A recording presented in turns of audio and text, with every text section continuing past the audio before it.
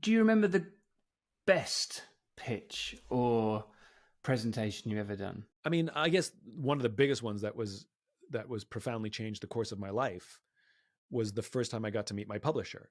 I was a guy with an idea with no social media following. I hadn't built a big business. I hadn't written anything. I hadn't given a TED talk. I hadn't done anything. And somebody else said, you should meet this publisher. And he was the god of business publishing. He was like the original publisher from Good to Great, like the god of business publishing. And I got a meeting with him.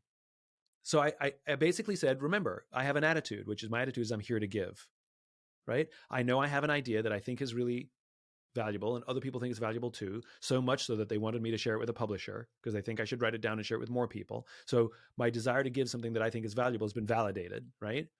And I went in with the same attitude of anybody. If I was sitting at dinner with somebody and said, hey, Simon, apparently somebody told me you have this new idea. I'm like, oh my God, let me show you. Yeah. Right? Because I'm excited about it. I love it. And I treated it the same way. I believed I had something to give. I walked in. I was definitely nervous. He's a curmudgeon. I literally sat down across the desk from him. He goes, so what is it? Like, what is, he says, and he literally, this is how my meeting started. He goes, I only have half an hour, so this better be good. And so again, turn nervousness to excitement. I go, okay, well then let's jump right in. Let me get going because I don't want to waste any time. I got a sense of humor about it, right? As opposed to going, oh my God, I can't do it in an hour, half an hour. I usually do this in an hour. How am I going to do it in half an hour? You're like, that's not what happened. I'm like, all right, well, let's get going. It usually takes me an hour, but we'll squeeze it into half an hour. We'll see what happens. And I sat down and said, and just sort of, I knew my stuff and I gave it to him as if he was somebody in an audience. I gave it to him as if he was a friend. And after 20 something minutes, he started fidgeting. And I saw him and I'm like, what, are you okay?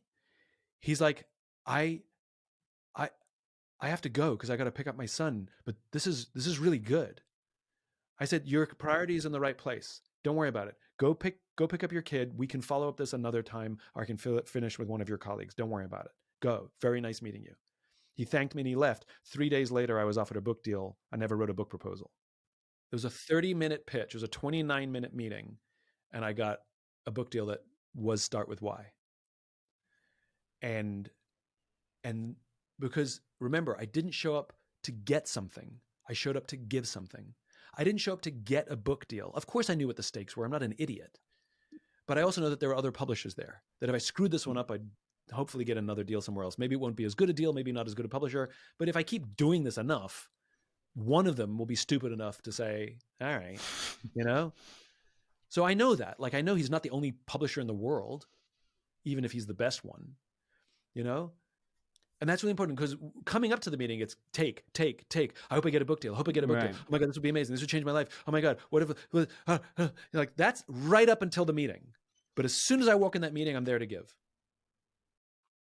And it's not about me. It's not about what I want. It's not about any of that. I'm here to give. That's my entire attitude. And people can tell the difference.